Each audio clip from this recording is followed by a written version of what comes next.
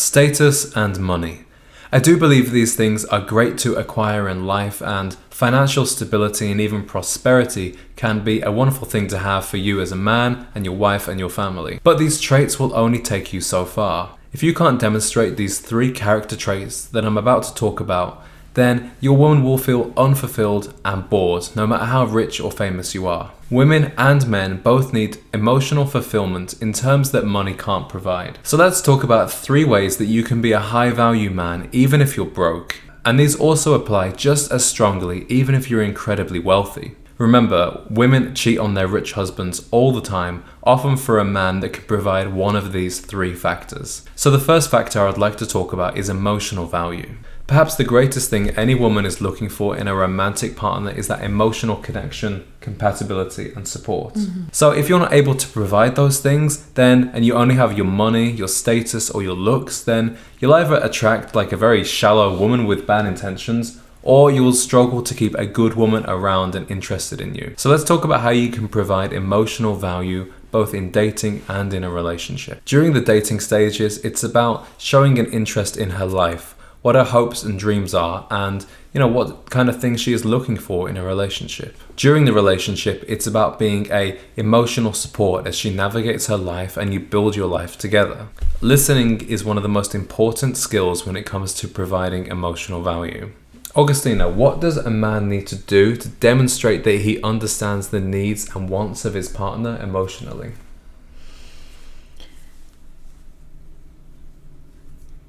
I think it's not necessarily about demonstration. I think it's about checking in afterwards and seeing if you fulfilled what she's been asking you for or what she's been telling you. So I think listening to understand versus listening to respond is important. And additionally, a few days later, ask her like, hey, did I do that thing how you wanted it? Or like, is this working better for you now? And just listen to the response and be open to what she has to say.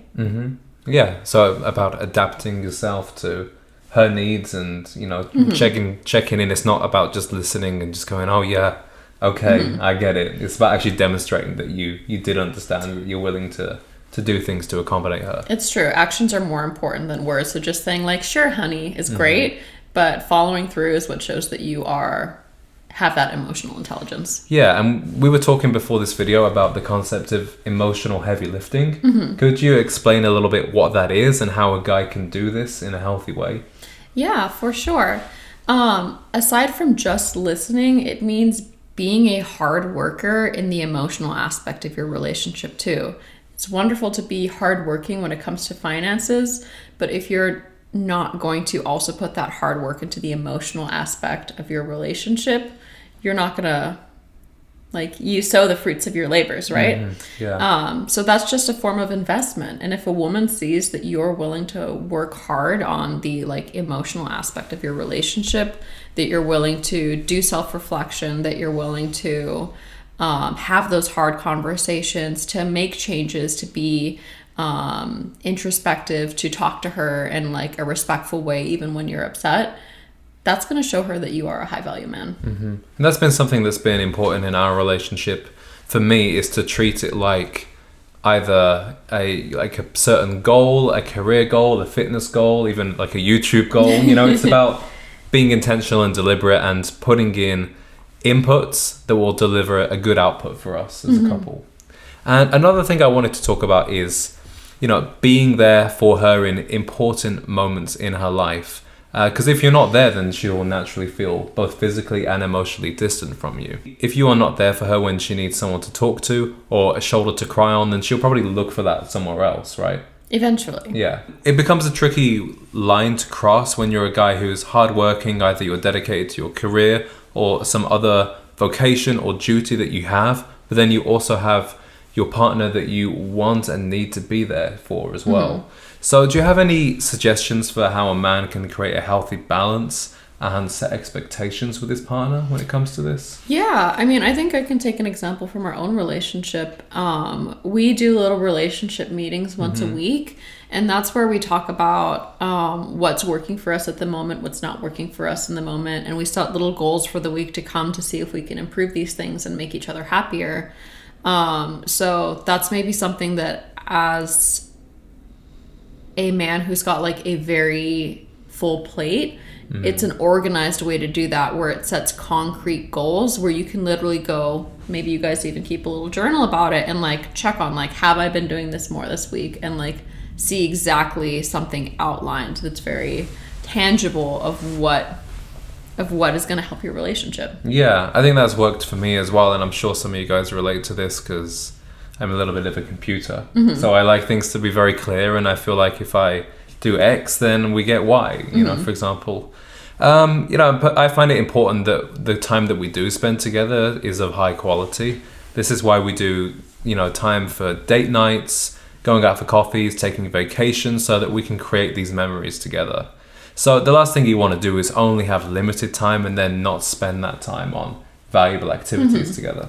I think one of the things that you talked about earlier is a perfect example of that, is always seeing your relationship as a goal, not something that you've just achieved because she's your girlfriend, but something that you're always working towards and always putting effort into, and always seeing as something that you can, improve in.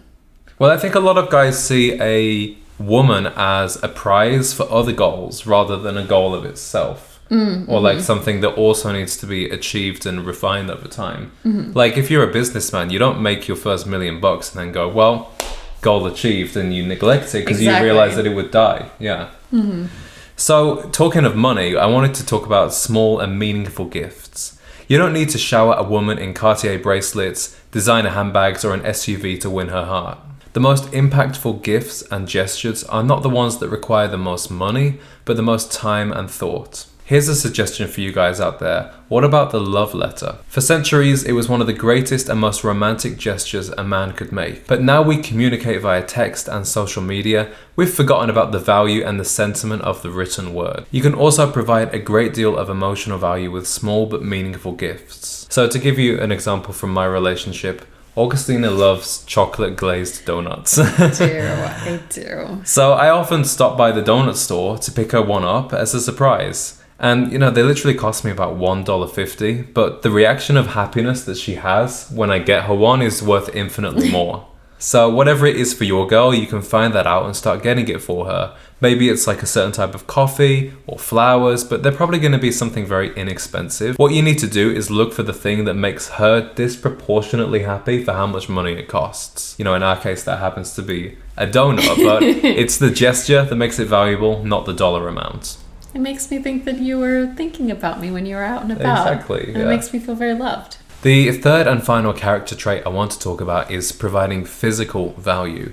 And I saved this one for last because some people might interpret this as shallow. You want to be the person that she is proud to be seen with. And when you look good for your partner, you're showing her that you value her presence and that you appreciate her. So guys, to illustrate this point, I want to flip it around. Imagine either your partner, or if you're a single, just a beautiful woman dressed to the nines in a stunning dress, high heels, big beauty queen hair and makeup. Or think about her in a sexy set of lingerie. There's something so exciting about that, right? Well, women have the exact same feelings about certain types of things that a man wears too. Whatever that thing is for your partner, you should find out and present yourself in a way that she finds visually appealing. Before you say that this is going to cost you money, I'm sure that she's not going to say anything designer or super expensive.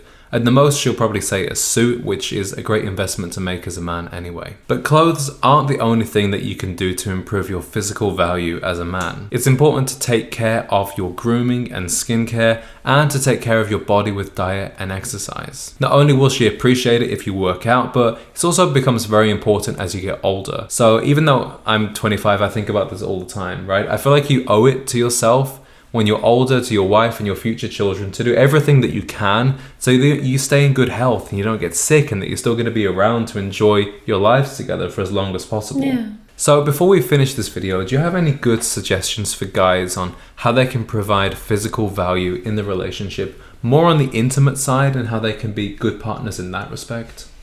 Yeah, I think this honestly goes back to what we were talking about earlier, in active listening, because there's no one size fits all for advice about what women are going to like physically or intimately. Every single woman's differently. So every single woman is different. So you want to just ask your partner and listen and be open to feedback. Ask her if there's a piece of clothing in your wardrobe that she really likes when you wear it. Maybe it's a pair of boots you have.